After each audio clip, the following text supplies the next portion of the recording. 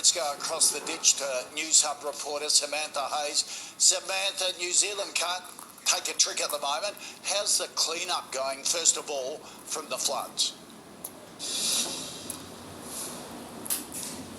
Koshi, well, I can update you. Sadly, we've had the tragic news that a further fatality has now been confirmed. So that is the fifth person to have died because of Cyclone Gabrielle.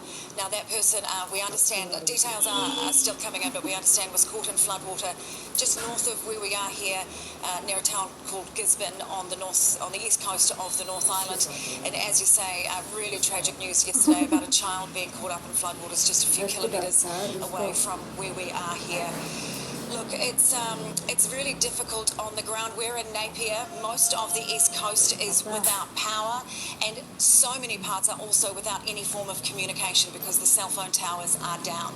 Now, we understand from authorities that multiple agencies are working on getting the power back up, and some cell phone towers do seem to be coming back online. Every now and again people are able to get connectivity, but that's what we're hearing from people here at the evacuation centre mostly about. They are just so concerned about their loved ones because they have not been able to get in touch with them. Yep.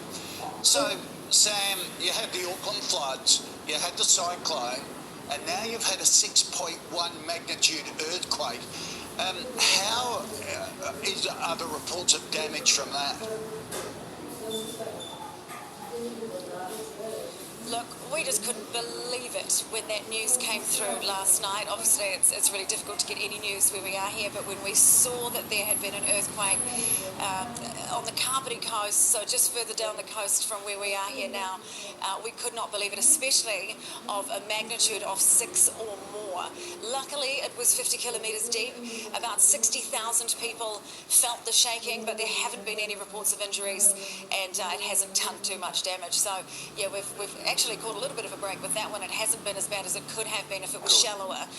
You know, but we have just lived through here in the North Island. Cyclone Hale first came through in January. A couple of weeks after that, we had those devastating floods in Auckland that just seemed to come out of nowhere. There had been warning that there were multiple storms on the way, but even our meteorological service, Met Service, said afterwards they just had no idea that volume of